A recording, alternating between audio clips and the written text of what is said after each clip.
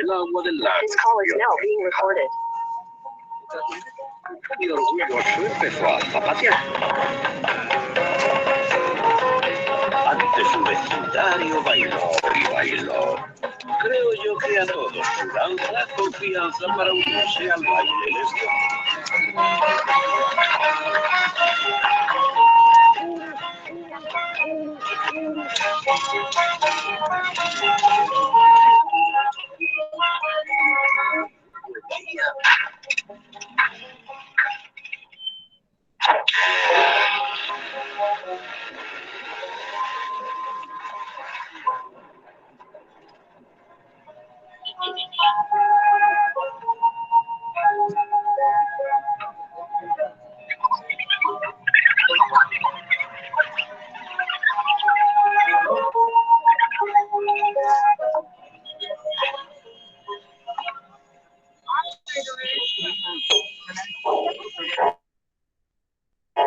Saltando se acercó un conejito singular.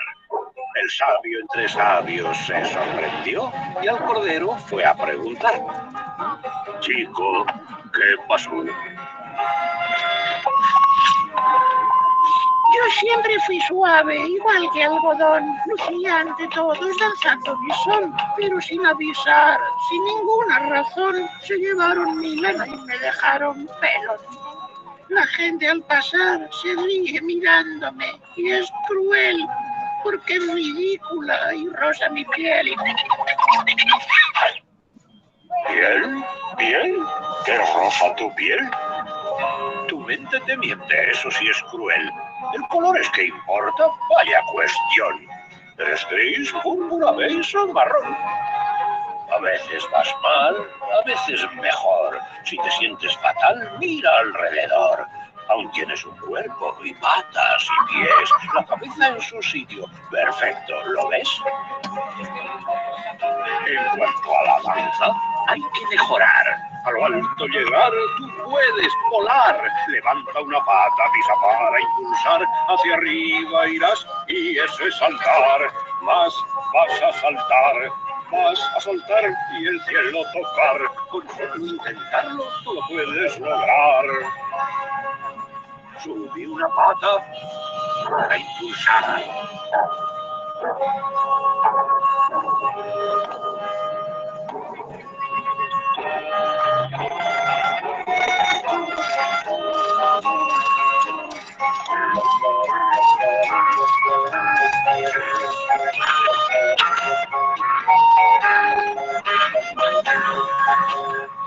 Y cada mayo volverá a pasar. Ellos aparecerán y se lo han de llevar. Lo traerán espinado, desnudo y felón. Pero ya no le causa preocupación. Porque más quiere saltar. Subes y bajas, la vida es así. Qué suerte que hay conejilotes aquí.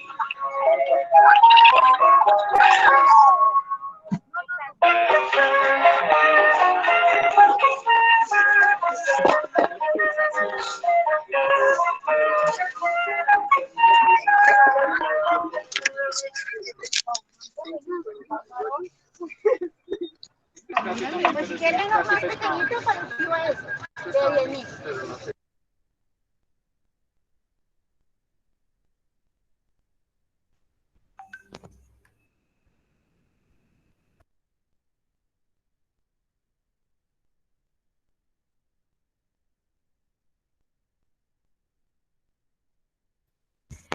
Listo. No sé si entendieron bien el video. Bueno, la idea es comentar en torno al tema del video. No sé si alguien quiere intervenir en torno al video.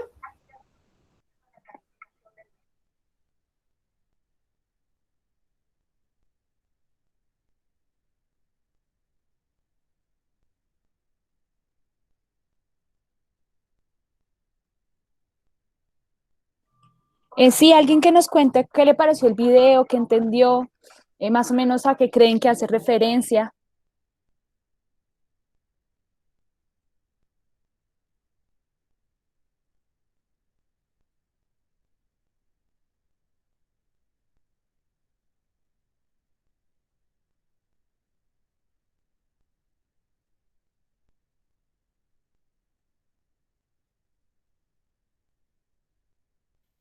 ¿De exclusión, de racismo, tal vez?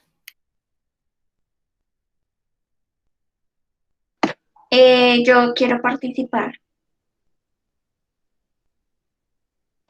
Pues yo considero que pues en el video se refleja un poco como que a veces en la vida nos pueden quitar pues algunas cosas que amamos o que creemos que nos representan, pero que a pesar de esas cosas, lo importante creo yo es como el amor propio y lo que tenemos como en nuestro interior y como seguir luchando por eso, por fortalecer ese amor propio y que a pesar de las dificultades que puedan llegar a pasar, podamos pues seguir avanzando con estas y pues superarlas.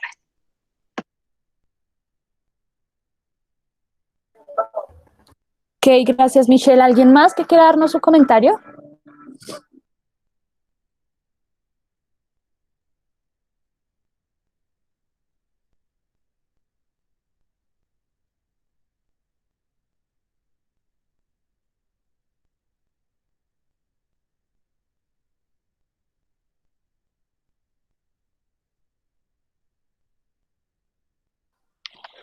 Bueno, pues el video sí habla más o menos sobre lo que nos planteaba Michelle, sobre la resiliencia, entendida como la capacidad que poseen las personas para hacer frente a sus propios problemas, superar los obstáculos y no ceder a la presión, independientemente de la situación por la que esté atravesando. De eso se trata el conversatorio del día de hoy. Vamos a hablar sobre la resiliencia, sobre procesos que han atravesado diferentes mujeres en nuestro país, que han tenido que luchar, que enfrentarse a situaciones, digamos, de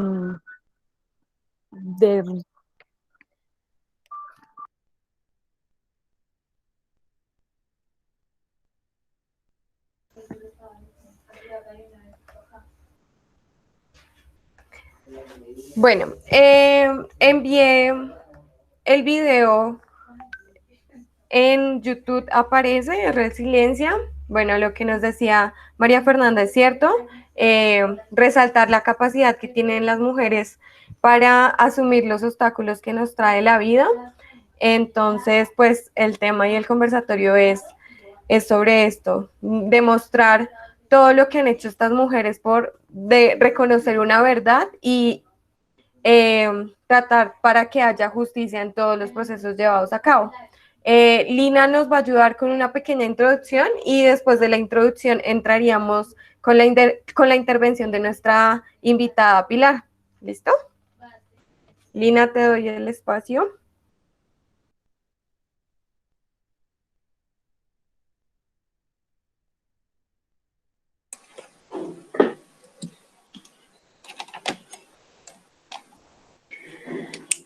Bueno, buenas tardes para todos. El tema que traigo como un poco a colación, como un guiño al tema general de hoy, pues es el desplazamiento forzado indígena, pues a raíz del conflicto armado. El desplazamiento forzado de los indígenas es un conjunto de diversas violencias, no es como que por una sola razón se desplacen de conflictos específicos, o sea, de un conflicto específico todos se separan, no. Son varias violencias, microviolencias asociadas a la guerra, a la acumulación del capital y la domesticación de lo social, ¿no? Que es como la aculturación que se ha venido dando pues desde la colonización. Los principales factores del desplazamiento en Colombia son el destierro, el despojo y la deslocalización.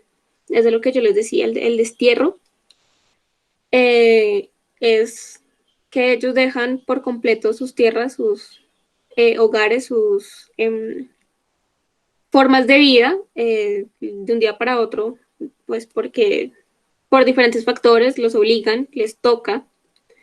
El despojo es cuando pues literalmente con mano dura les quitan la tierra que les pertenece, por decirlo así, aunque sabemos que pues para ellos no es una pertenencia de verdad física, es una pertenencia conceptual agradecida hacia la tierra y hacia la naturaleza. Y la deslocalización, que es cuando un grupo indígena tiene que ir, moverse de un grupo a otro dentro de su comunidad. Bueno, esto impacta de diferentes maneras dependiendo el género, la edad y la pertenencia étnica. Si quieres, pasas la diapositiva, por favor. Entonces, les decía que pues también hay diferentes factores que afectan este desplazamiento. Las poblaciones pues más afectadas por lo general son las mujeres y sus hijos, porque pues es muy común que cuando se desplacen es porque sus esposos o la mayoría de hombres de su comunidad han sido asesinados, desaparecidos o forzados a unirse a la guerra. Entonces, pues el único recurso es salir de su lugar, de su comunidad. Pues también está, ¿cómo decirlo? Pues aparte, o sea, obviamente los recursos son, creo que bastante obvios en cuanto a el proceso capital y los procesos monetarios que hay en medio de Colombia. Pues Colombia es muy rica en su naturaleza y en sus minerales, y esto ha hecho que pues lleguen a explotar indebidamente ciertos lugares específicos de Colombia, que ha hecho que sus poblaciones y las personas que nacieron y protegían estos lugares pues se hayan tenido que desplazar. La guerra funciona como un actor y introduce un control sobre las poblaciones. Hoy les expongo como brevemente 7 maneras o formas de desplazamiento. El primero es los desplazamientos internos, que pues ya les decía, las poblaciones se introducen más en la selva o llegan a lugares en donde el acceso es demasiado difícil. Entonces pues básicamente allá no los van a molestar, pero pues los siguen como llevando, los siguen arrinconando a otros lugares con tal de poder vivir. El segundo desplazamiento son los introétnicos, que son fuera del territorio que han ocupado durante toda su vida. Es más aledaño, no es tan drástico como cuando llegas a la ciudad. O puede ser también a otros refugios indígenas, es decir, a otros grupos que los acogen y los ayudan. El otro desplazamiento son los extraterritoriales, cuando ya llegan a las grandes ciudades y se chocan totalmente con una nueva manera de vida, con otra forma de existir, totalmente diferente a lo que ellos estaban acostumbrados.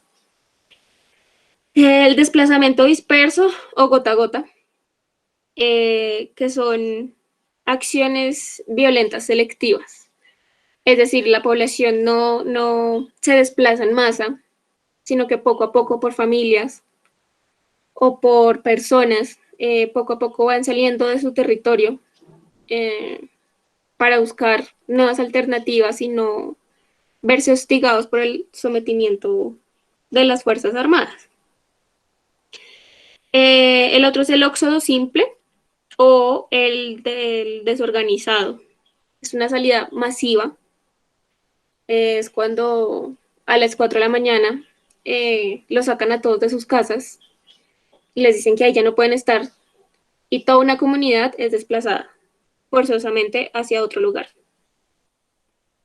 El éxodo organizado múltiple, que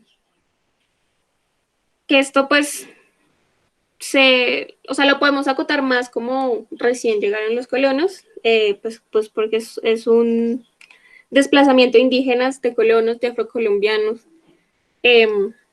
varias comunidades, varias personas las que están acá involucradas, pero que también funciona como un modo de desplazamiento forzoso. Si quieres, pasa la diapositiva, por favor.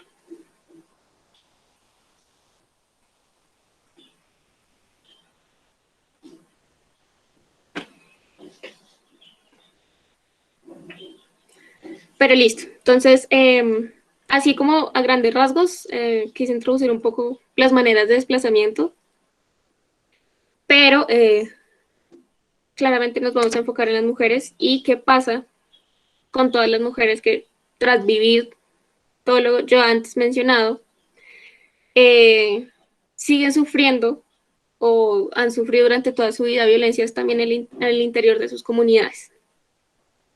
Obviamente no solo los grupos armados atentan contra las mujeres, también familiares o grupos de su misma comunidad durante toda su vida.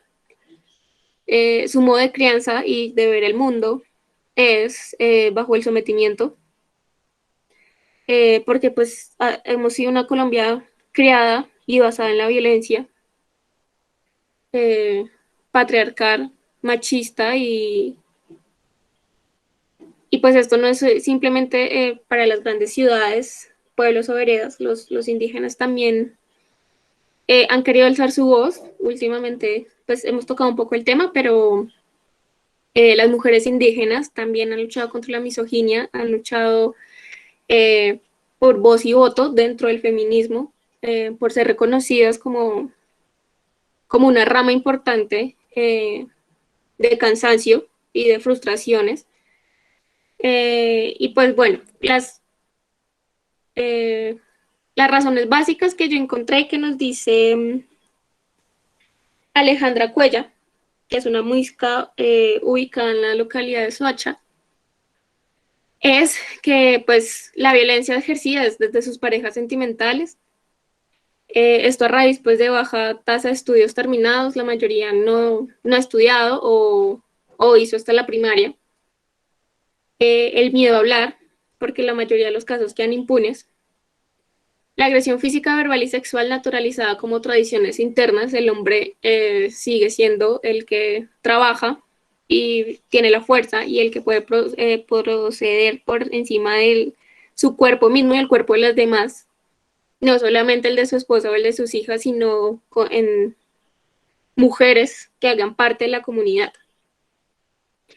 La imposición machista y la segregación de género, junto con las imposiciones sociales, también es un rasgo muy, muy identitario dentro de varias comunidades, obviamente no de todas, pero pues sí es algo que se nota un montón.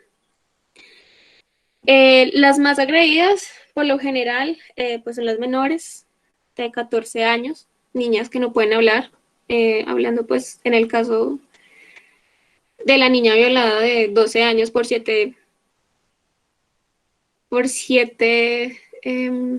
uniformados, en donde acabaron de decir que la culpa era de ella y que ella tenía el consentimiento de que 7 hombres la violaran. Es el tema que siempre ha sido recurrente, el miedo a hablar, porque la impunidad es impresionante en este país y en muchos países de Latinoamérica.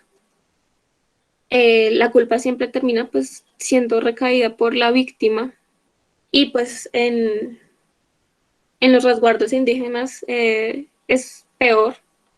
Las mujeres terminan siendo muchas veces señaladas, terminan siendo castigadas o muchas veces quedan marcadas de por vida y segregadas dentro de su comunidad. Si quieres, pasa la diapositiva, por favor. Encontré en la revista El Tiempo varios artículos, si quieren echarle un ojito, al final de las diapositivas está el link, de mujeres indígenas que han querido alzar su voz, de no callar las cosas por las que han tenido que vivir.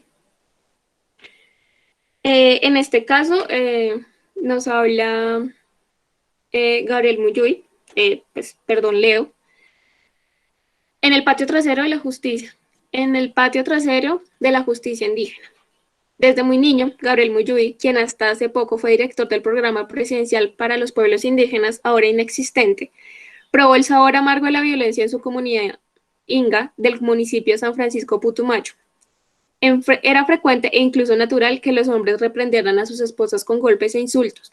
En casa, como su padre falleció cuando él ni siquiera tenía memoria, un padrastro quiso demostrar autoridad con malos tratos hacia la mujer, hasta que los hijos crecieron y entendieron que a fuete ni se ama ni se educa. A este filósofo y antropólogo le parece que con el tiempo casos como el que vivió en carne propia no solo aumentan, sino que se agravan, mientras persisten debilidades de las comunidades indígenas para juzgar la violencia contra las mujeres. Pasa la diapositiva, por favor.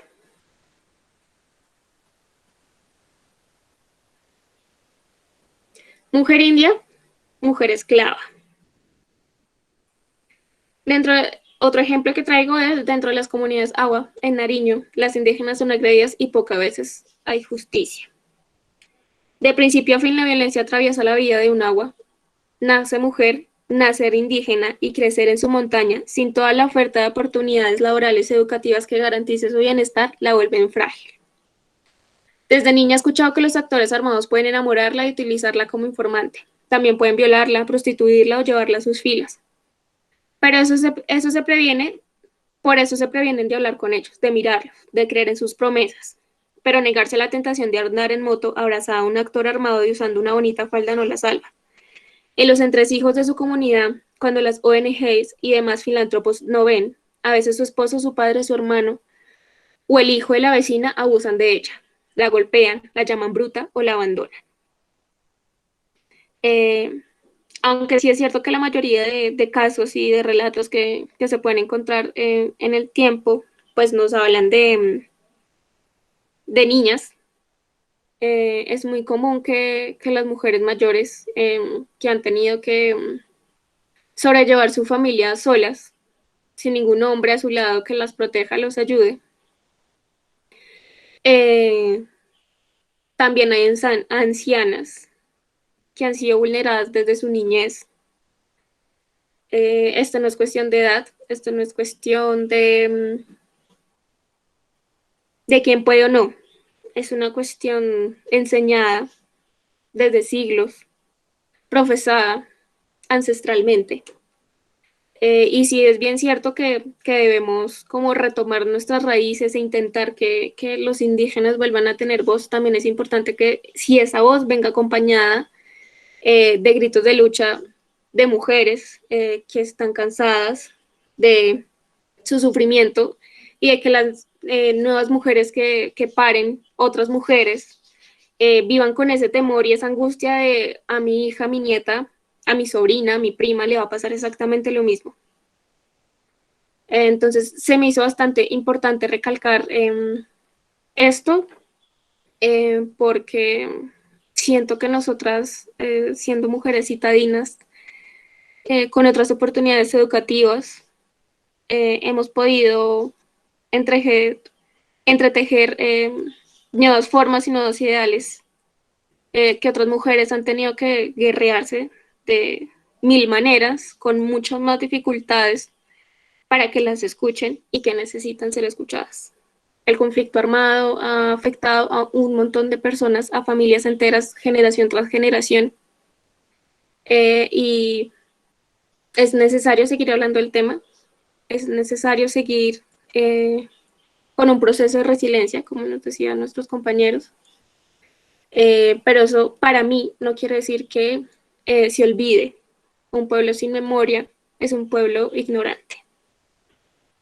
Gracias y pues le doy paso a nuestra invitada de hoy, que pues nos va a hablar de un tema bastante complejo emocionalmente y socialmente. Y pues muchísimas gracias por compartir tu historia con nosotros y nosotras. Dale, sí. ¿Empiezo o...?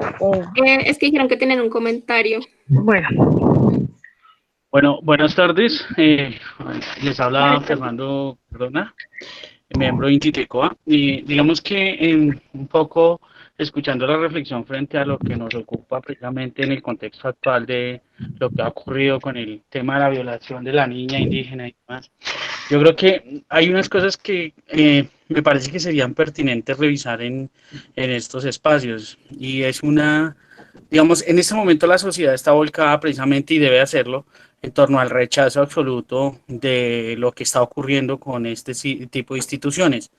Pero creo que también nosotros tenemos que identificar cómo logramos que quienes hacen parte de los rangos más bajos de esas instituciones tomen conciencia frente a que el problema no es con ellos, sino que es un problema de la estructura. Porque cuando nosotros, digamos, o sea, uno escucha constantemente que las fuerzas militares, y lo digo a partir de una experiencia propia, y es que yo tengo un sobrino en el ejército, y mi sobrino anda pues en toda la dinámica de ese lavado de cerebro que hay, y pues tenemos discusiones, digamos, críticas frente al tema. Pero también es cierto que muchos de ellos están ahí ni siquiera terminan logrando hacer ejercicios reflexivos frente a su papel como sujetos en un espacio de defensa de la sociedad, que es un poco lo que pasó con el policía. El policía tomó de posición y dijo, venga, espera, es que aquí la están embarrando.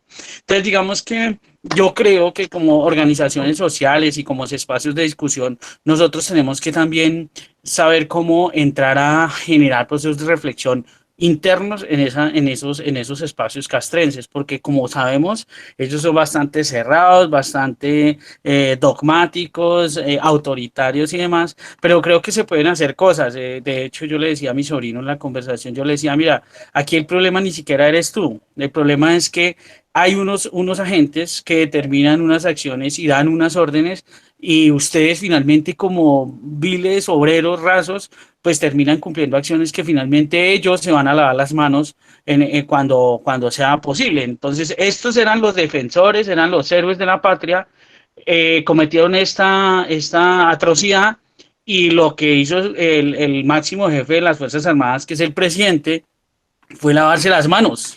Son unos desgraciados, son unos no sé qué, y claro, el problema es de ellos, ¿no? Y de hecho, los mismos militares circulan un documento que dice que el problema ni siquiera es de las fuerzas militares, sino es de las familias. O sea, ahora se culpa a la familia porque la familia se supone era la que debería orientar y formar a esos sujetos.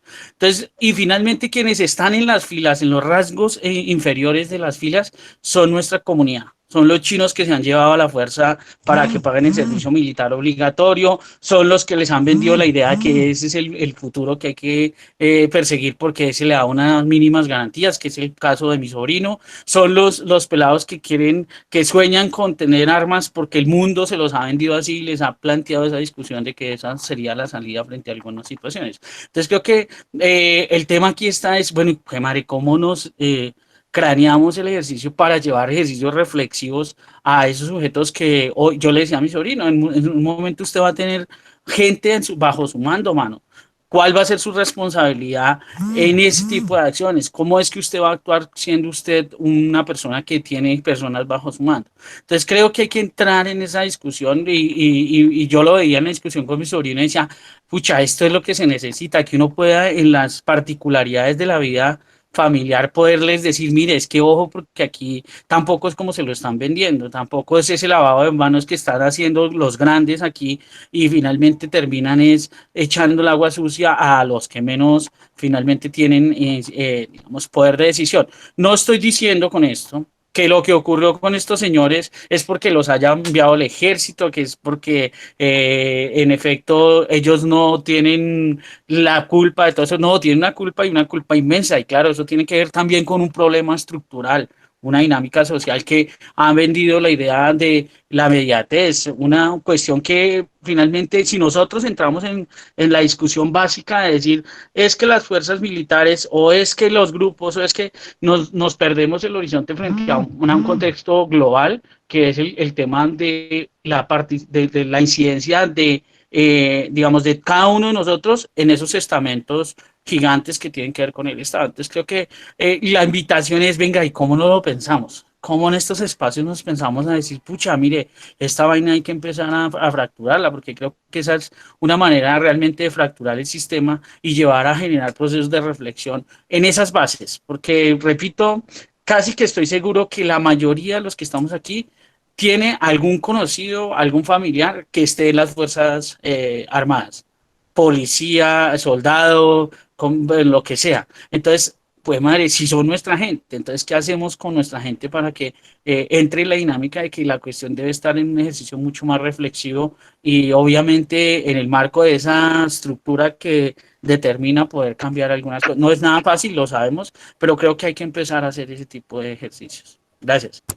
No, sí, totalmente de acuerdo. Y de hecho creo que es algo que se ha venido intentando hacer hace mucho tiempo porque pues queda claro que para muchas mujeres la policía no es un amigo.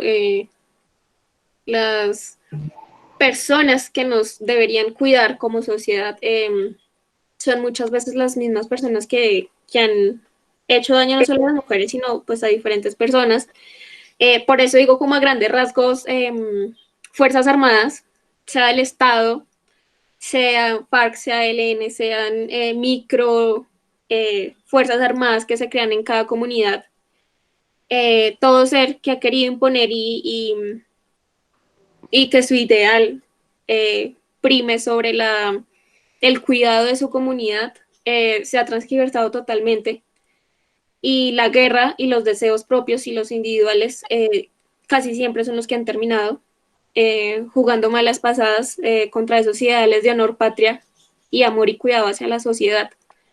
Y como obviamente, claramente, o sea, no sé, creo que cada uno ha tenido familiares. Mi experiencia propia, yo de pequeña quería ser policía antinarcótico.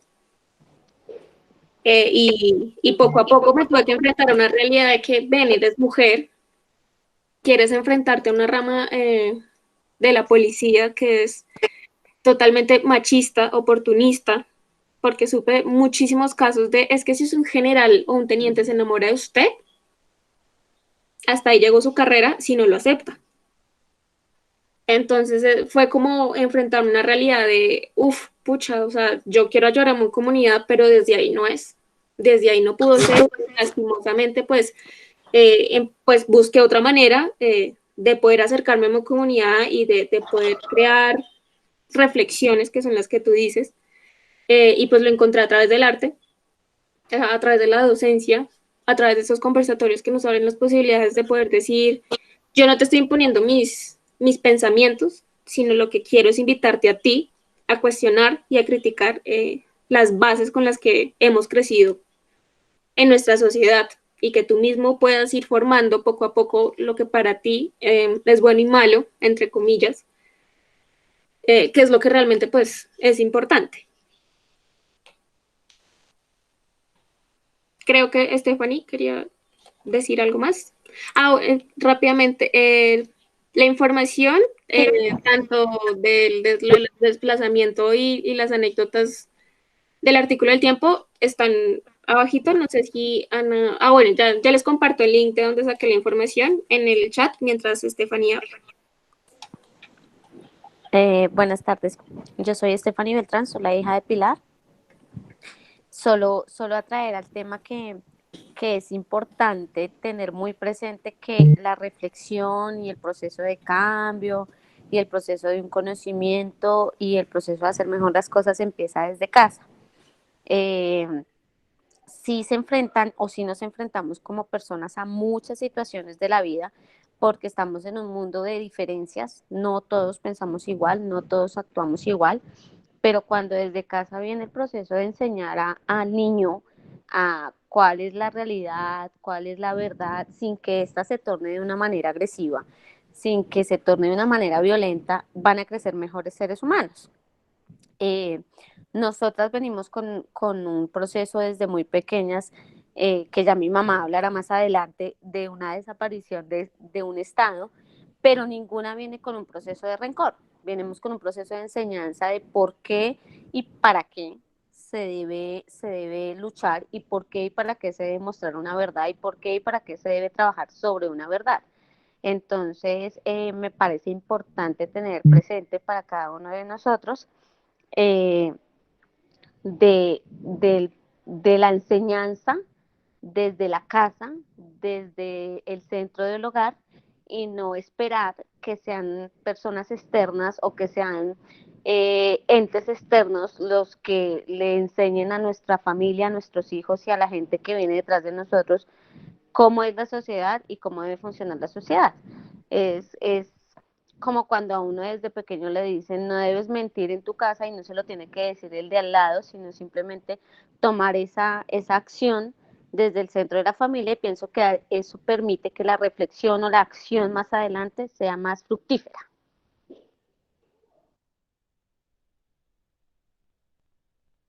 Bueno, gracias Alina por la intervención, a los demás compañeros. Bueno, entonces abrimos espacio a nuestra invitada. Ella es María del Pilar Navarrete Urrea, es una mujer lideresa y toda su lucha ha sido en torno a los derechos humanos a partir de la búsqueda incansable de la justicia, de la verdad, a partir de la desaparición de su compañero de vida. Entonces, pues ligado a lo que estábamos hablando es buscar eso, ¿no? La verdad colectiva, y damos la bienvenida a Pilar.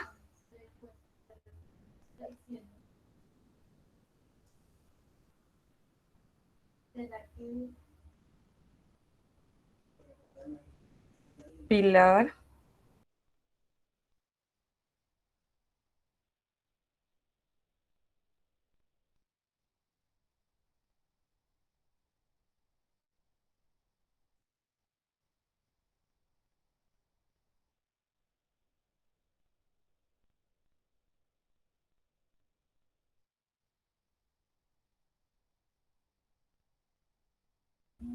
Listo. Nos dice Stephanie, la hija de Pilar, que tiene un problema técnico. Entonces, esperamos que ya en unos momentos se unan. Listo.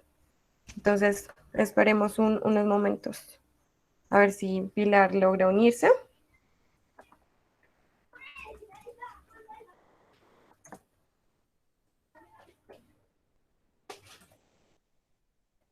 Entiendo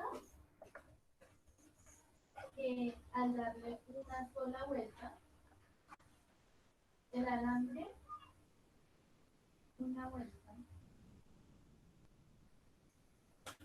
con el alambre.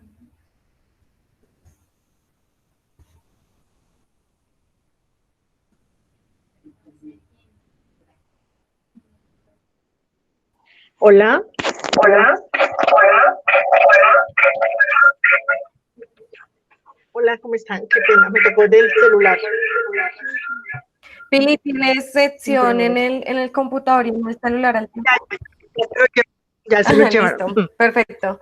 Entonces iniciamos, Pili. El espacio es tuyo. Que nos cuentes tu historia y estamos ahí prestos para escucharte. Bueno, primero que todo, gracias por la invitación. Me parecen muy buenos y maravillosos estos espacios, muy hacen crecer mucho a la persona y también pues nos dan la oportunidad de contar cada uno de nuestros sentimientos y de también dar nuestra opinión respecto a todo lo que pasa. Y el tema de hoy es muy hermoso, es la justicia y la verdad, pues vista desde los ojos de la mujer y justo con todo lo que está pasando en este país, los feminicidios que han ocurrido ahorita en medio de la pandemia y que siempre han existido, y también el asesinato y las violaciones a niñas y lo que ocurrió esta semana tan fuerte de la violación de esta niña en Vera, de esta compañera de nosotros, de esta niña del corazón, es muy fuerte, es demasiado doloroso, y yo creo que todo esto tiene que ver con la justicia. Y para mí hay una frase muy importante que siempre que la escucho creo que encierra mucho de todo esto, y es: la injusticia en cualquier parte es una amenaza en todas partes, porque la demora de la justicia significa injusticia. Y porque cuando no tenemos la verdad, y aunque la verdad sea una minoría, siempre será verdad. para nosotros cualquier cosa que nos cuente siempre será verdad. Y por eso poder saber qué sucedió ayer con la niña en Vera, o con la niña en San Boní, o con los indígenas que desplazaron, las mujeres que han asesinado, que las personas que han cometido estos delitos sean llevadas a la justicia y nos cuenten la verdad y sobre todo que reconozcan su responsabilidad, es muy importante.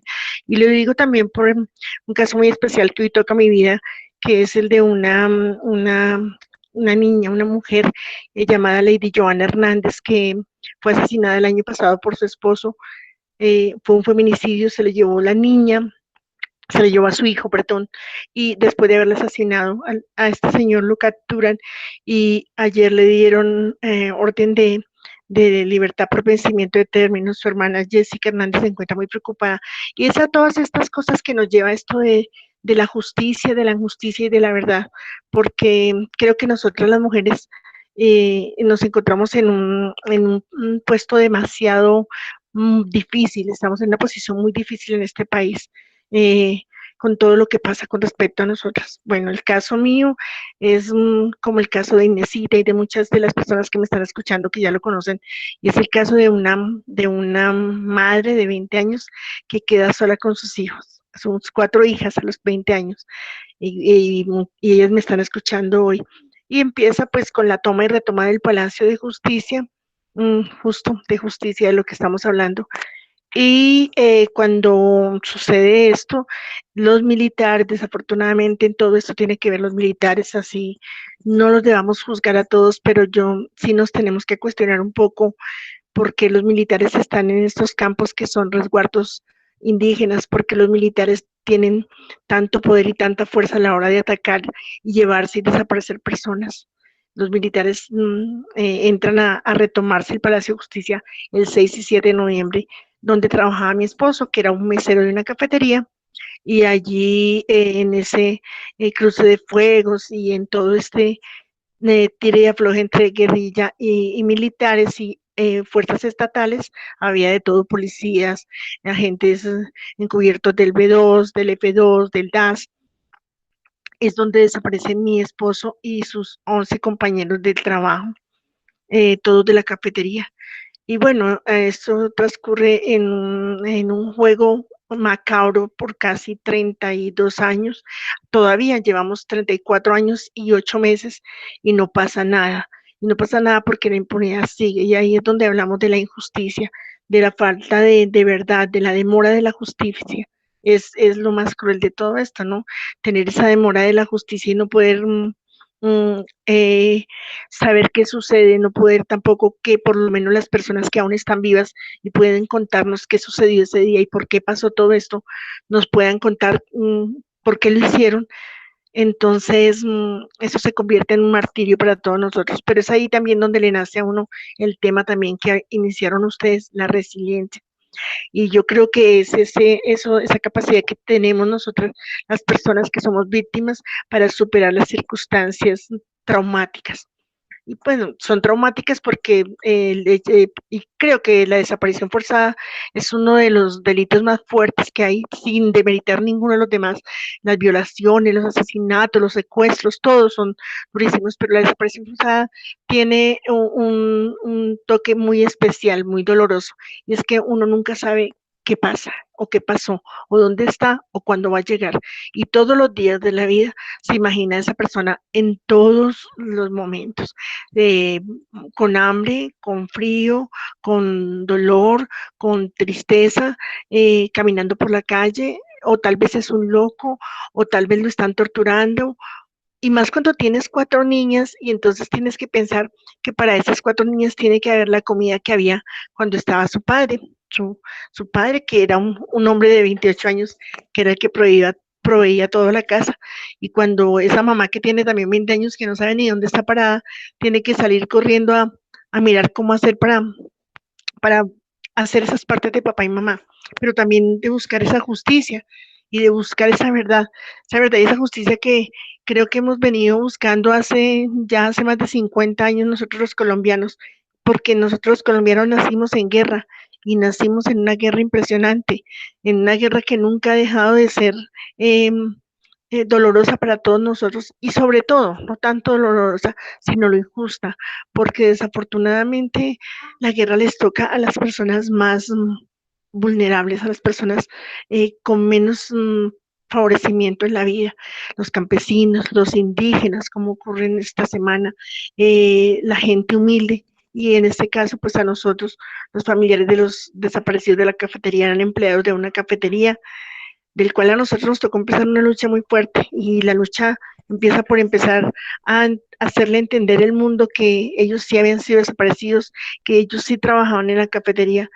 Y fue una lucha tan fuerte en la que asesinaron a nuestro abogado Eduardo Umaña, que fue la persona que inicialmente puso la cara por todos nosotros en todo lado, y el asesinato de él pues nos debilitó bastante, pero también teníamos unas fuerzas grandísimas y sobre todo el deseo de seguir buscando y seguir buscando esa verdad y buscando la justicia y buscando sobre todo a nuestros familiares.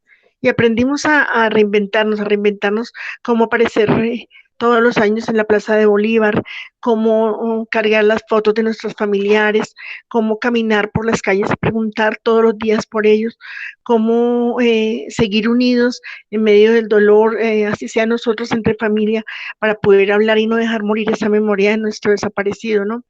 Contarnos todos los días cómo se reía, cómo hablaba, cómo cantaba, cómo amaba, cómo era su dialecto, poder contarle a mis 4 hijas y mantenerles aún hasta el día de hoy viva la memoria de su papá. Y yo creo que esa es una manera de ir encontrando la verdad.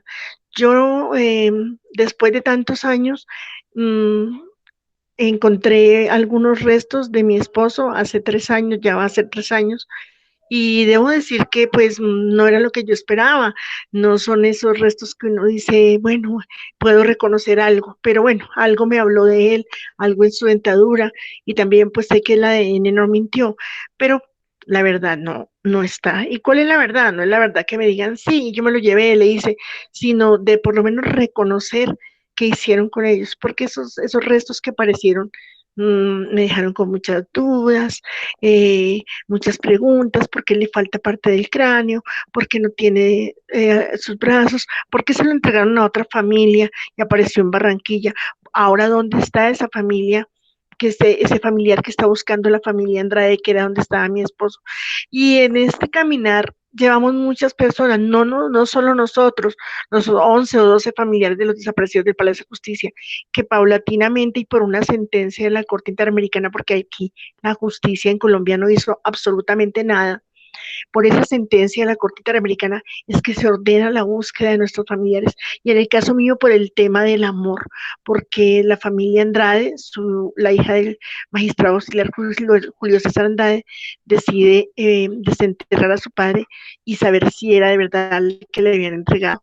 No fue por la sentencia, y ahí fue cuando nos dimos cuenta que Julio César Andrade era mi esposo, al que yo había buscado por tanto tiempo.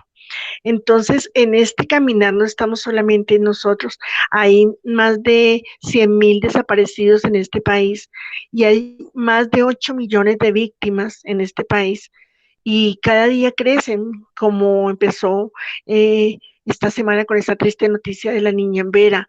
Cada día hay más víctimas de asesinato, mujeres que los maridos las asesinan y están impunes. Entonces yo creo que la justicia y la verdad siempre irán de la mano. Solo falta que nosotros pensemos en qué momento se sueltan y en qué momento se vuelven a unir. Y digo pensemos porque para nosotros, los que siempre hemos estado buscando justicia y verdad, nos ponemos a pensar en qué momento estamos yendo tanto por la justicia y nos estamos alejando un poco de la verdad. Todo tiene un límite. Mire, uno a veces quiere que se lleven detenido al militar que uno cree que asesinó, que torturó a su familiar, que sabe la verdad, pero también si esta persona me puede a mí contar la verdad, yo por qué no hago un trato con él y que me la cuente. Entonces es ahí donde digo yo que pueden ir de la mano o se pueden soltar.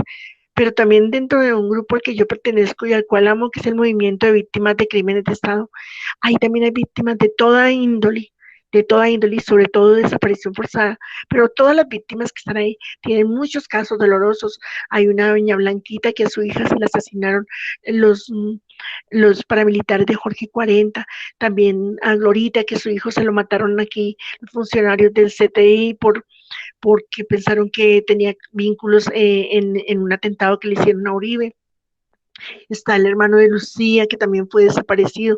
Hay, hay de estas 8 millones de víctimas, en el MOVICE hay un 40%, es el movimiento de víctimas de crímenes de Estado, y nosotros siempre buscamos más que nada, más que venganza, porque la gente piensa que las víctimas buscan venganza, buscamos es verdad y justicia, justo el tema que se trae hoy. Y el tema que liga todo, que liga el tema de la niña, que liga el tema de los militares, de hasta dónde va su culpabilidad y hasta dónde no la hay. Yo entiendo un poco lo que dijo el chico que habló, Intian, perdónenme si no me acuerdo, de que su familiar era militar y de la posición que debe tomar y que no se debe pensar que todos son iguales, pero lastimosamente cuando uno tiene a alguien o piensa que esa persona que está ahí, a la cual se entregó al ejército, se dedicó a ser soldado, se dedicó a ser policía o militar, está para cuidarlo a uno y le falla en ese sentido, violan, asesinan, desaparecen, pues uno como que se siente un poco angustiado respecto a ese tema, ¿no? Y esto pasaba aquí en Colombia. Hablamos de que de las 8 millones de víctimas que hay en este país, el 60% son víctimas de agentes estatales, háblese de militares, agentes del DAN, del CTI, paramilitares que son auxiliados por los militares. Entonces todo esto nos hace pensar si la justicia que estamos buscando la vamos a encontrar en este país, la vamos a encontrar en este mundo, ¿no? O la vamos a hallar pronto, porque es muy triste cuando hay personas que son condenadas y las sueltan sin habernos contado nada de la verdad, sin por lo menos cumplir lo mínimo que es contar la verdad de lo sucedido. Entonces, yo creo que dejaría un poquito ahí, porque yo me podría quedar hablando hasta las 7, pero me gusta mucho que me pregunten cosas, o si quieren, pues les puedo contar muchísimas más cosas, pero en el tema mío, y yo sí lo digo claramente, es que para mí, como lo dije desde el principio, la injusticia en cualquier parte es falta de justicia.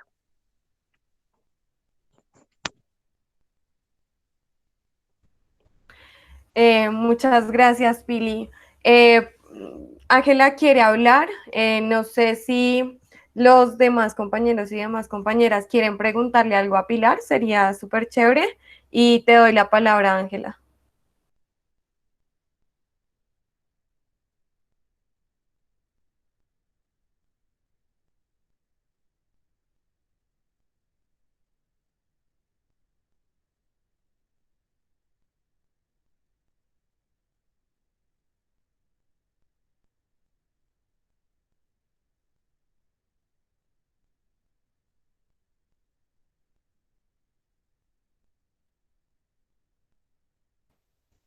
Ángela.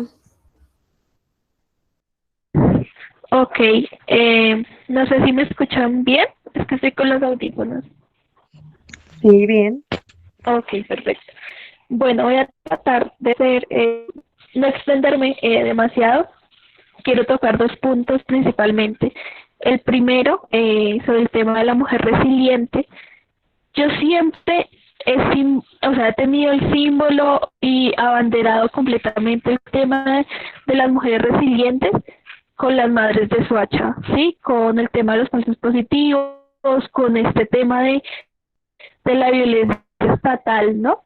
Pero pues tu experiencia también apunta a eso, ¿no?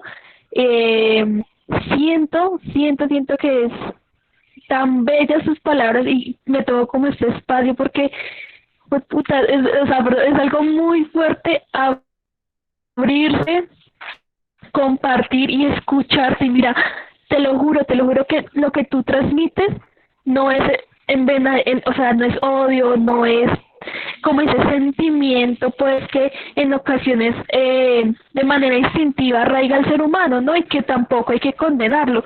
Obviamente vamos a sentir tristeza, frustración, enfado ante la injusticia de este país, pero yo siento que tú transmites realmente la resiliencia, o sea, transmites un tema de que no tengo rencor, pero quiero la verdad, y todo desde una postura crítica, ¿no? Y en el tema de la mujer, pues fortaleciendo esos lazos de sororidad, ¿no? Porque, por ejemplo, cuando hablas de los casos de otras mujeres, otras mamitas, otras hermanas, esposas que han sufrido la misma o casos similares, yo siento que se reactiva un tejido de sororidad muy fuerte, ¿no? Y me gusta y me parece que todas nos debemos pues posicionar en ese punto. Entonces, realmente no son preguntas, pero pues sí, como tomarme el espacio para agradecerte realmente. Para mí eso es un tema muy significativo, o sea, te lo juro, todo lo que tú dijiste le presté toda la atención posible. Siento que el tema de la violencia estatal pues genera otra presión hacia las mujeres, ¿no? Hacia cuál es el rol en este mundo terrible, cuál es el rol de la hermana de la niña Ambera, pues que también habló, o de la mamá, o de tantas mujeres que nos han arrebatado personas importantes, ¿no? Y cómo esas mujeres pues son unas berracas, o sea, son resilientes, o sea, confrontan, saben sanar y ayudan al otro a liberarse, ¿no? Entonces, era como este punto, no hablar más, pero de todos modos, de verdad, muchísimas gracias, me gustó mucho el espacio. Siento que pues tenemos que pararnos duro, o sea, y ese es el punto en el que la mujer no es para atender, no es para la casa, sino que pucha, las mujeres pueden liderar unos procesos ni los berracos y posicionarse y ser resiliente, evolucionar y transformarse a sí misma y transformar a los demás. Eso era todo. Gracias. No sé, Pili, si quieras decir algo y hay alguien que quiera hacer una pregunta, es Jessica Hernández. Claro, sí, pues yo creo que esto de poder hablar con esta tranquilidad me lo ha dado el tiempo, y hay otra cosa que se me olvidó decir que creo que es importante, pues aunque no es fácil para todas las personas que hemos pasado por situaciones tan difíciles en la vida, sí pienso que todas las personas en el mundo, pero las víctimas debemos prepararnos para afrontar lo que tenemos, hablar, para poder decir, para poder intervenir en espacios, y creo que eso nos hace más seguras y más posesionadas de lo que somos. Y no lo digo tanto como víctimas, sino pienso que nos da a todas las personas la oportunidad de defender todo lo que creemos. Yo podría tener una conversación clara con la persona que pienso que desapareció a mi esposo y decirle las 4 cosas que yo creo que me harían feliz y que a él también lo liberarían, pero no se ha dado esa oportunidad. Pero eso me lo ha dado solamente el tiempo, y algo que me dijo una persona que amo y amé con toda mi alma, se llama Eduardo Umaña Mendoza, me dijo un día: usted tiene que prepararse, usted tiene que estudiar, no primaria y bachillerato, porque les cuento que yo no terminé bachillerato por cosas de la vida, fui mamá a los 15 años y no tuve oportunidad, pero mis hijas me han enseñado a crecer con ellas y a estudiar con ellas, a prepararme respecto a los temas a los que yo me estoy enfrentando, porque es que este tema de la injusticia, de la falta de verdad, ha sido de siempre y va a ser para toda la vida. Yo creo que eso es lo importante. Cuando la chica que habló ahorita, que no me acuerdo, Alejandra, creo, bueno, la que habló ahorita, hablaba de las madres de Soacha, que son mis amigas con las cuales salimos a marchar, salimos a luchar, salimos a exigir, nos sentamos en talleres a pensarnos cómo hacerle entender a la gente que lo que pasa en el país nos puede pasar a todos. Entonces, cuando lo hacemos con ella, lo hacemos con el fin de prepararnos para este mundo, como nos tenemos que preparar todos, porque no soy víctima por ser esposa de un desaparecido hace 34 años. Somos víctimas todos en este país por este gobierno tan duro que tenemos, por esta injusticia que hay sobre este país, sobre las mujeres, sobre los feminicidios, sobre todo lo que nos ocurre. Entonces tenemos que prepararnos. Gracias, Pili. Abrimos espacio a la pregunta que hace la compañera Jessica. Sí, buenas tardes a todos y buenas tardes a doña Pilar. Realmente, pues yo soy la hermana de Lady Joana Hernández Valencia. quien fue víctima de feminicidio el pasado 21 de mayo del 2019. Y como mencionaba doña Pilar, el día 24 esta persona fue puesta en libertad por vencimiento de términos. Y pues realmente escuchar la intervención de doña Pilar, de cierta manera dan como una esperanza, y el tema principal de esa intervención, de este conversatorio, que es la resiliencia, pero creería que esto es un proceso que lleva tiempo, porque realmente cuando pasan este tipo de casos, uno no se alcanza a imaginar de pronto la magnitud y los alcances que tiene la injusticia en el país. Uno está ignorante del tema, y hasta que a uno no le toca, uno no se alcanza a imaginar todo lo que tiene que pasar, y este proceso de resiliencia se va dando día tras día, y realmente escuchándola pues me da una voz de aliento, y decir que no ya, pero en algún momento hablar con esa sabiduría sin odio, porque realmente ahora siento mucho ese sentimiento de odio, de impotencia, de atropello contra nuestros derechos como familiares, contra ella que ya no puede hablar. Entonces, pues nada, agradezco mucho pues la intervención. Más que una pregunta, fue eso, agradecerle de pronto la manera en la que habla, y que también pues pasó por una situación súper complicada. Entonces, pues más que pregunta, era un agradecimiento.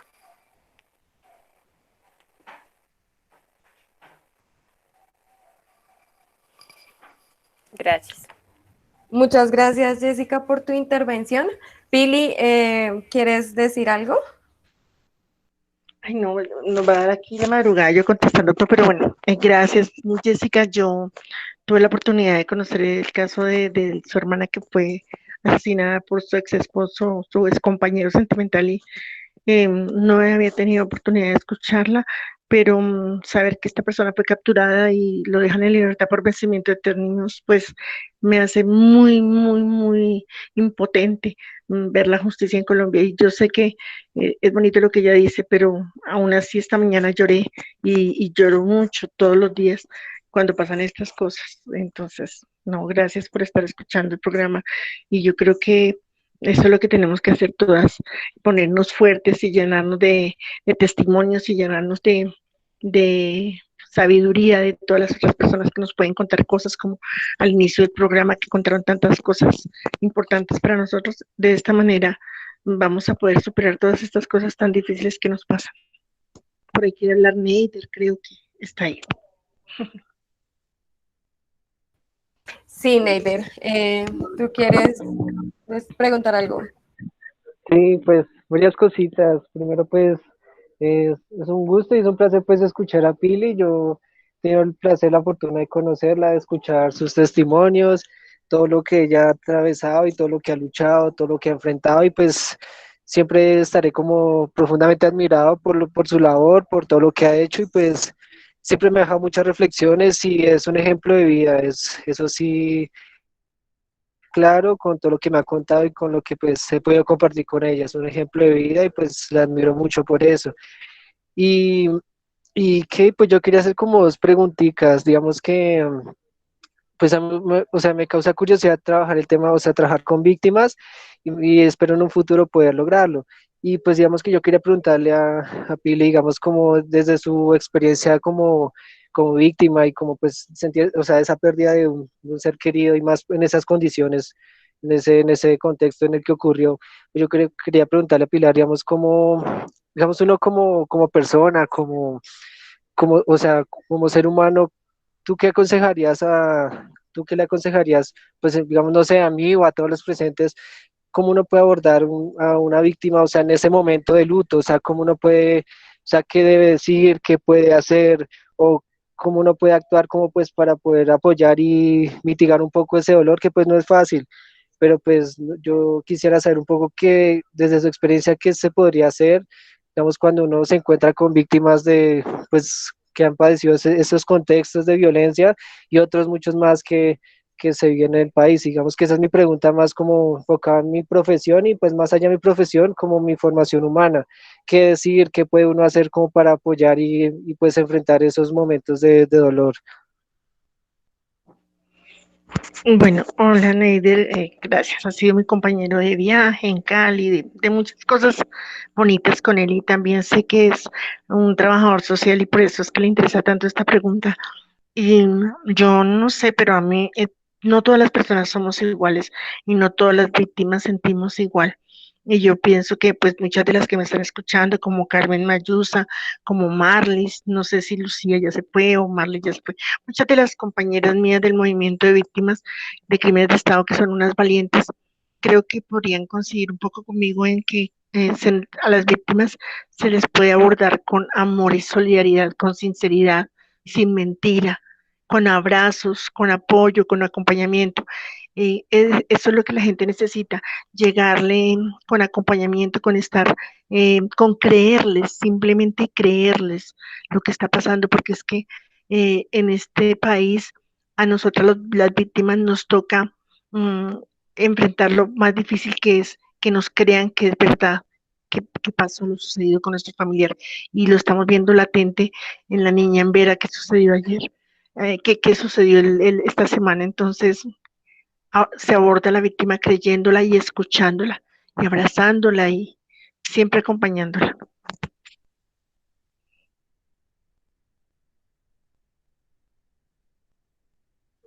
Gracias al compañero Neider. Había otra persona que quería intervenir. Eh, Yo, si me dejas, sí, ¿me das dale. permiso? Hola, mi nombre es Dina. Yo soy la hermana de Michelle. Michelle hace práctica con ustedes. Quería también aportar en el caso, yo sufrí de víctima, soy víctima de violencia intrafamiliar. En estos momentos soy víctima de violencia de género.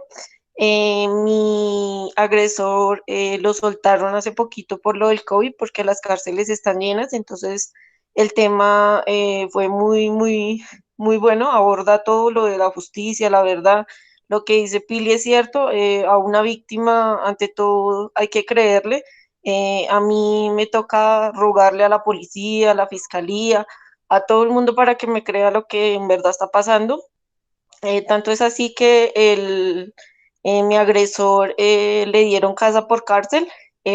Con la casa por cárcel, de todas maneras, él venía hasta donde yo estaba viviendo, me agredía a mí, agredía a mi hijo, y aún así, cuando uno iba a la fiscalía o cuando uno iba a la policía, no le creían a uno.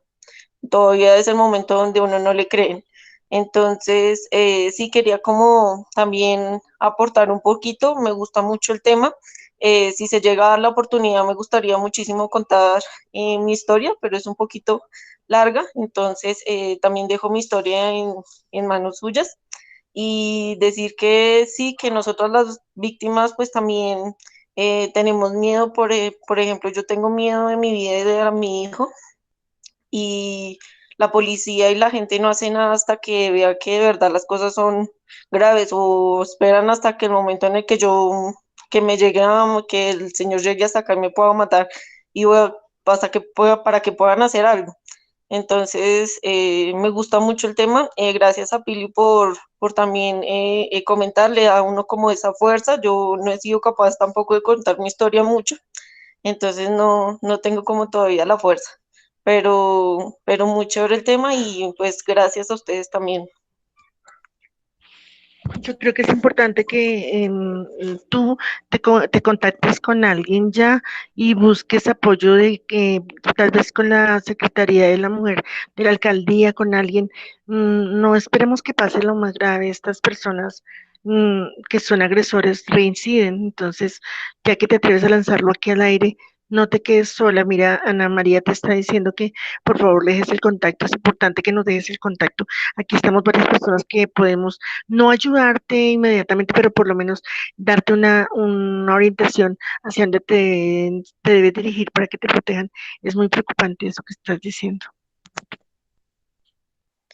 Sí, Pili, gracias. La verdad, sí, yo me contacté con la línea Púrpura. La verdad, me contacté con ellos hace más o menos 5 días.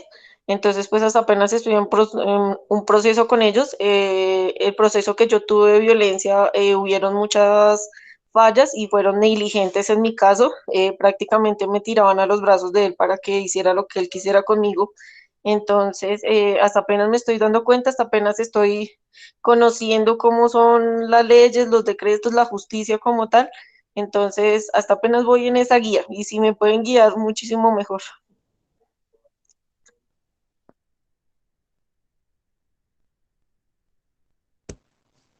Lady, sí, frente a lo que plantea Ana María, desde Intitecoa, digamos que tenemos algunos enlaces con instituciones para que podamos acompañar el ejercicio y las rutas de acceso y demás. De pronto a veces el no tener esas redes de apoyo frustran a veces un proceso. Entonces nosotros ahí como que estamos articulados con otras redes y demás. Entonces, para lo que se requiera, nos puedes compartir tus datos y estamos ahí acompañando en el ejercicio.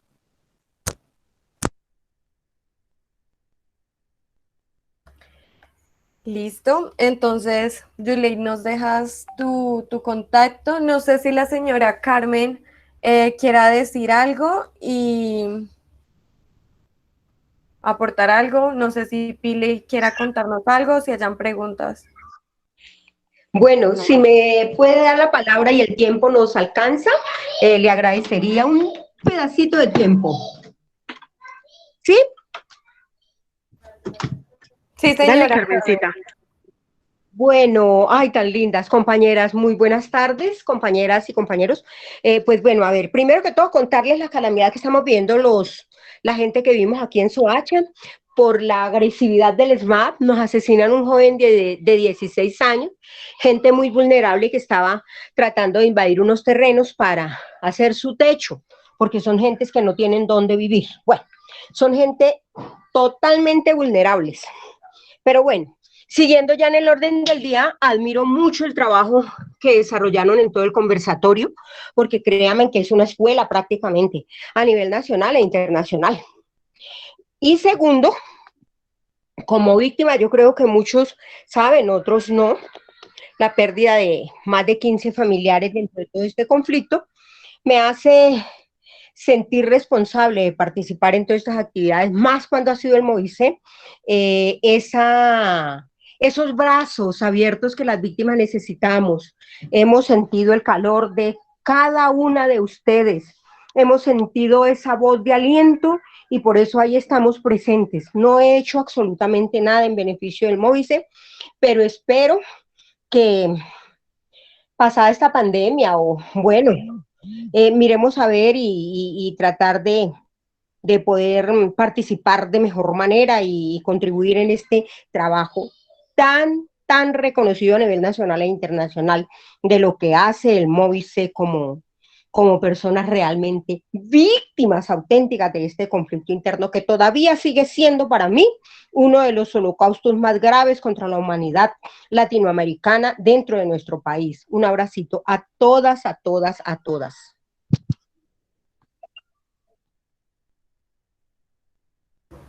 Muchísimas gracias, señora Carmen.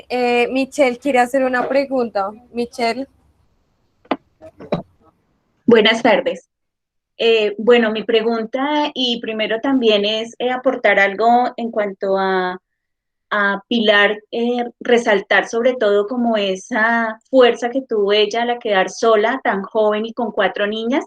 De verdad que desde ese mismo momento empieza la lucha de ella y la resiliencia que ella, pues que el tema nos aborda, ¿no?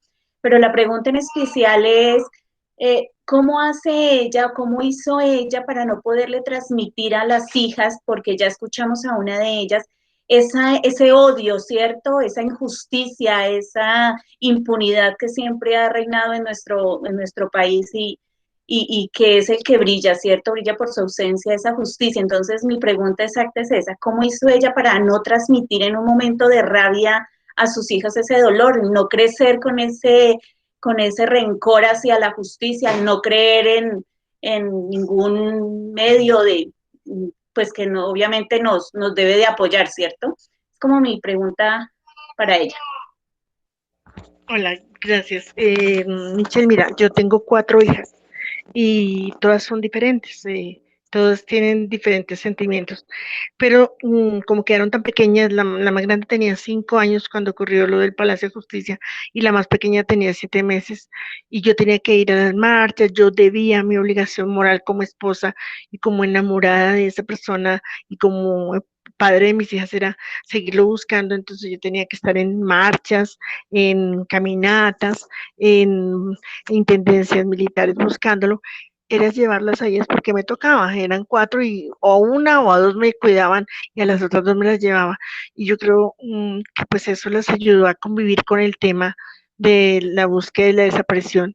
Y hablo de que tengo 4 hijas y todas son diferentes.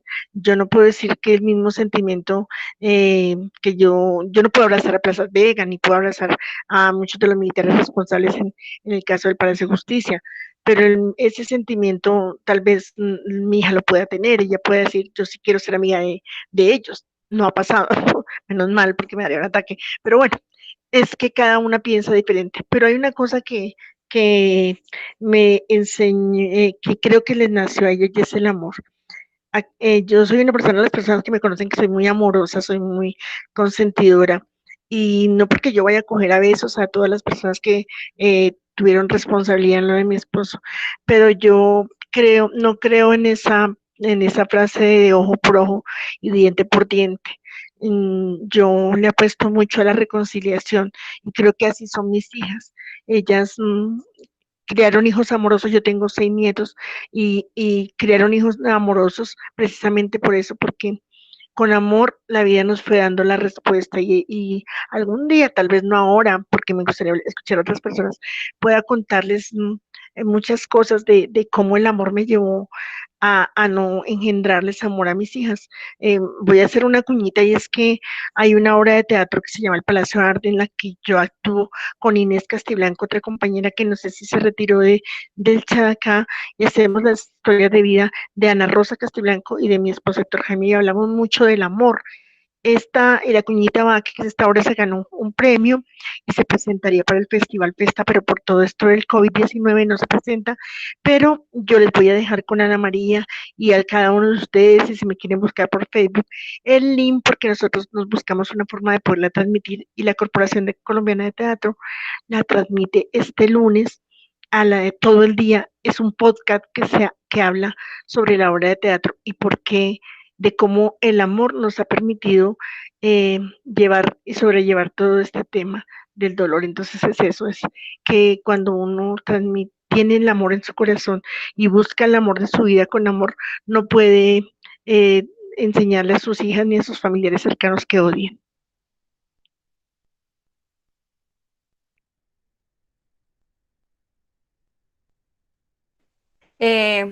Ahí en la pantalla está la invitación del Festival Festa, lo está haciendo la Corporación Colombiana de Teatro, entonces están súper invitados a la obra de teatro que Pilar y la señora Inés hacen.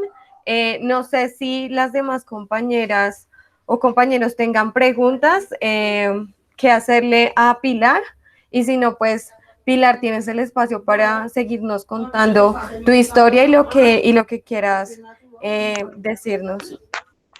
Bueno, tan bonito este espacio, me pareció muy lindo con todo lo que empezaron y creo que era muy pertinente traer a colación todo esto que viene sucediendo en el país. Es que yo escuchaba algo así, que van más de 200 mujeres asesinadas, no sé bien la, la cifra, aunque las cifras son horribles, solo el hecho de que haya una asesinada ya es doloroso, y de toda la violencia que generaron no solo el COVID, sino que siempre ha estado. Lo que pasa es que ahora que estamos encerrados, entonces se ven sacar más las muertes por la puerta, o se ve más la mujer salir más golpeada, o los vecinos escuchan los golpes y las peleas contra las mujeres. Y discúlpeme, aunque yo amo los hombres y soy una mujer muy apasionada por el ser masculino, pienso que en este este país y en casi la mayoría del mundo, las mujeres tenemos una desventaja. Entonces, poder empezar con este tema de la mujer, de la resiliencia de las comunidades, de por qué ellos tienen tanto que ver con su entorno. Ellos están en su entorno y somos nosotros los que llegamos a invadir, son los militares los que llegan allá a pararse, son ellos los que las violan, son ellos los que se les comen su comida. Y todo esto lo trajo un poco el tema cuando empezamos y creo que agradezco mucho esto, porque escucho cosas todos los días horribles y me siento tan indignada y la gente que me conoce sabe que me siento como un pajarito metido en una jaula porque quisiera salir a protestar y a gritar todos los días para protestar por todo esto que está pasando, todos estos feminicidios y todo esto nos lo están haciendo y nosotros aquí encerrados y nosotros pues estos espacios nos permiten muchas cosas maravillosas, pero nosotros desde el movimiento estamos que salimos a gritar, estamos que nos encontramos, lo que pasa es que todas somos viejitas, ya mujeres adultas y nos da miedo que nos prendan el COVID y que nos dé alguna enfermedad, pero sí creo que estos espacios son pertinentes y agradezco mucho. Entonces yo creo que lo más importante, perdón, es que todas las personas que están aquí creen esa conciencia de solidaridad con las personas, de cómo poderles ayudar a las personas que son víctimas, no víctimas de desaparición, no, víctimas de todo. ¿Qué nos íbamos a imaginar que tanta mujer iba a ser asesinada y que tanto infeliz iba a seguir andando suelto por el mundo?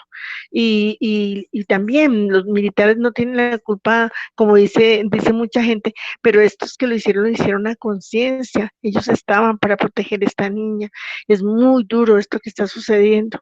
Y pues en el caso mío de la desaparición, yo contarles, a mí me encanta hablar y cambio de tema como bipolar, contarles que tengo 5 hijos, que tengo 6 nietos y que pues con todos hablamos todos los días de nuestro desaparecido y lo recordamos con muchísimo amor, que como les conté, hace 3 años se encontraron algunos de sus restos, se los habían entregado a la familia del magistrado Julio César Andrade, pero pues que no hemos sabido la verdad, que en el caso Palacio de Justicia, ahora mismo creo que los que han escuchado un poco, sale el coronel, el general Arias Cabrales se acoge a la JEP para contar lo que nunca ha contado en 34 años y pues nos deja con inmensa tristeza porque hemos luchado muchísimo para que estas personas, por lo menos en la prisión, si se puede llamar a una prisión, a una guarnición militar, que es donde estaba Arias Cabrales y donde llevaron ahorita a los militares que cometieron la violación. Eso no es una prisión, eso es un hotel resort donde le dan todos los privilegios que ellos tienen, pero por lo menos estar ahí encerrado le iba a hacer a él contarnos la verdad de lo que había sucedido y decirnos por qué lo había hecho y no sucedió así. En el caso de Palacio de Justicia lo que tenemos es una impunidad total en todo, una injusticia todo el tiempo. Han ocurrido 2 o 3 cosas maravillosas como la sentencia de la Corte Interamericana, como poder encontrar algunos de los restos de nuestros familiares, pero pues sin verdad ni sin justicia, como siempre lo hemos dicho nosotros los familiares. Son más de 136 familias que se vieron damnificadas en esto.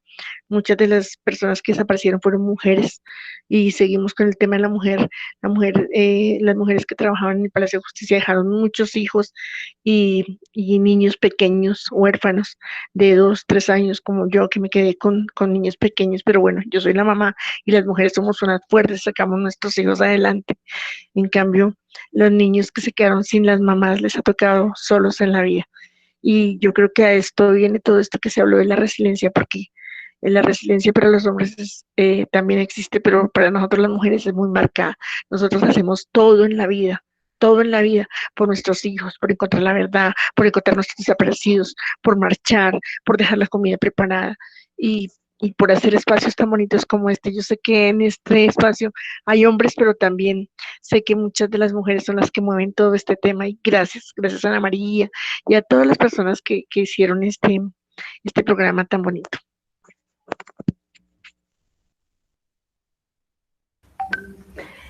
Bueno, gracias a ti, Pili. Es una historia grandiosa y maravillosa.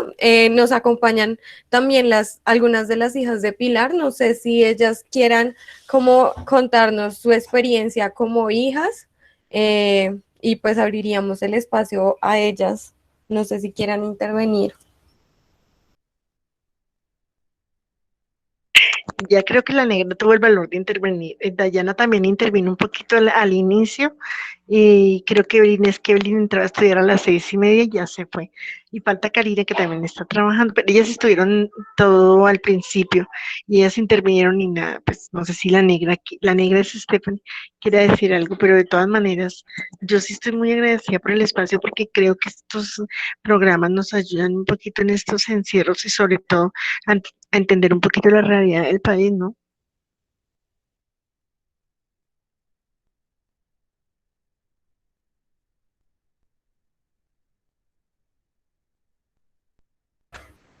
Totalmente de acuerdo, estos espacios son para esto, para dar a conocer todas sus historias, todas sus luchas por busca de la verdad, ¿no? Aunque ahorita en estos momentos, en tu caso, no sepas la verdad, pues al menos hace 3 años lograste encontrar el cuerpo de tu esposo. Yo creo que eso te sirvió también como para estar un poco tranquila y buscar la justicia, ¿no? Siempre tenemos que estar ahí presentes y recordar, como dices, de la manera en que siempre recuerdas a tu compañero, nunca lo olvidas y siempre está presente.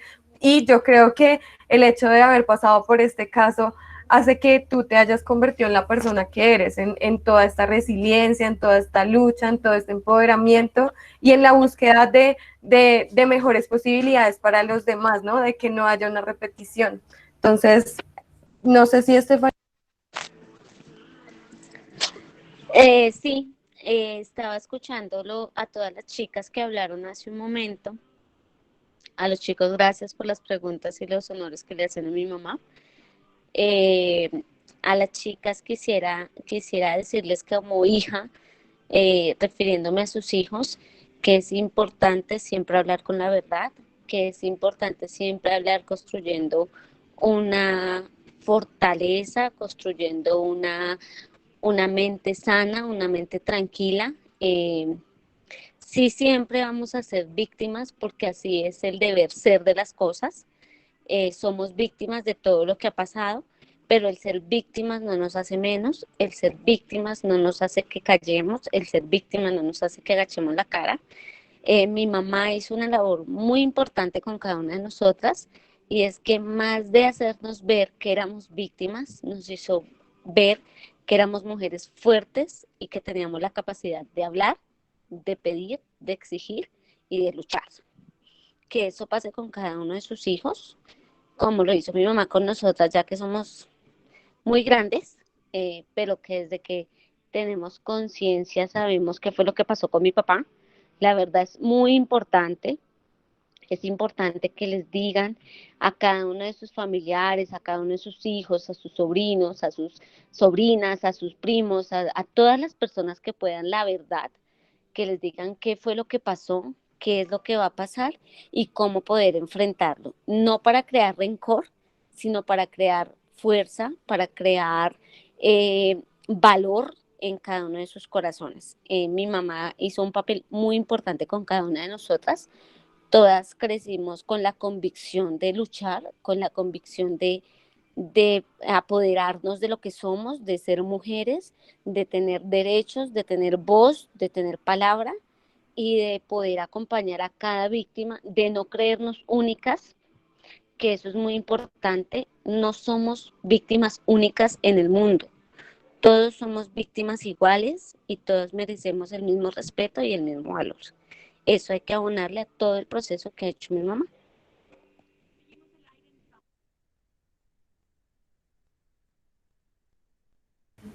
Gracias a Stephanie, también nos escribe Evelyn, dice, mami Pilar, la resiliencia te ayudó a sobreponerte al presente por la esperanza de un mejor futuro. Gracias por estar aquí, porque en serio, Pilar, eres maravillosa, nos traes esperanza y tu relato en serio es magnífico. No sé si quieras decir algo, Pilar, o si alguien quiera preguntar, o si no, pues estaríamos cerrando el conversatorio. Pues nada, yo solamente agradecerles y siempre a la orden, y voy a hablar a colegios cuando podamos encontrarnos, y ojalá nos encontremos en un tertuliadero y hablemos todas las personas que están acá y poder ir a transmitir todas estas cosas bonitas, llevarles fotos, llevarles retratos, contarles de las galerías que hacemos en el Móvice, de muchas historias que hay en el movimiento de víctimas de crímenes de Estado, que también estoy dispuesta a que estas personas que están allí, que son mis amigos, mis compañeros de vida, vayan y cuenten. Entonces, poder estar dispuesta cuando podamos volver a reunirnos, poderlo hacer, y nada, que nos encontremos y que entiendan que estos espacios nos sirven a todos. Ojalá pueda estar en otros momentos con ustedes, y es bonito. Y yo creo que lo que nos ayuda a todos nosotros es eso, lo que dije del principio, lo que le respondí a mi querido Neider, es que nos escuchen, que escuchen a las víctimas y que les crean. Eso es lo que es más importante. Y ustedes me están escuchando y ustedes me creen. Muchas gracias.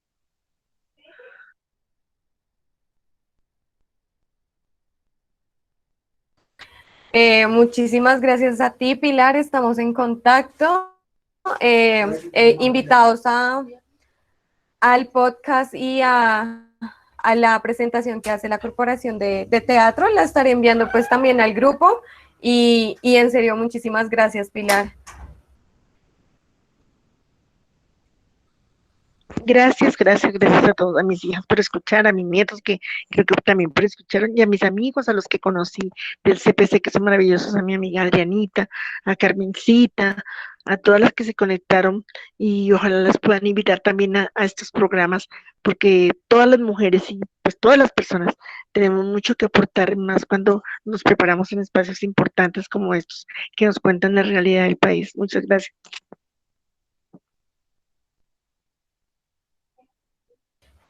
Sí, recordarles que estamos haciendo estos conversatorios todos los viernes a las 5 de la tarde. Tratamos diversos temas y pues bueno, la invitada estrella hoy era Pili, y en serio muchísimas gracias a todas y a todos por conectarse, y nos estamos encontrando en otra ocasión. Gracias, Pili. Muchas gracias a todas y todos, Pili. Fuerte abrazo a todas y todos. Gracias, chao, gracias.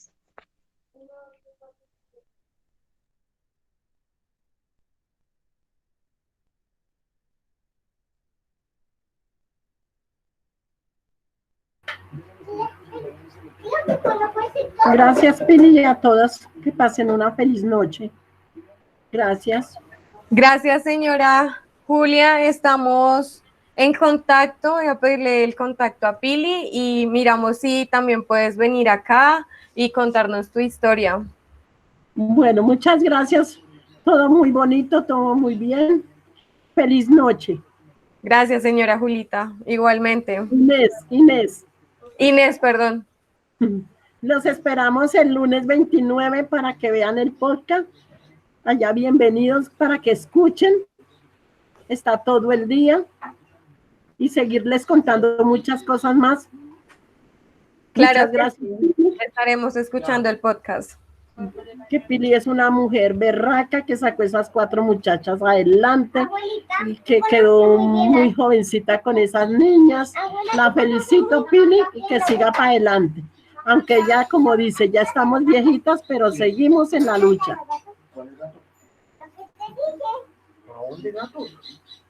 Sí, señora, muchísimas gracias. Bueno. Para cuidar, podía no.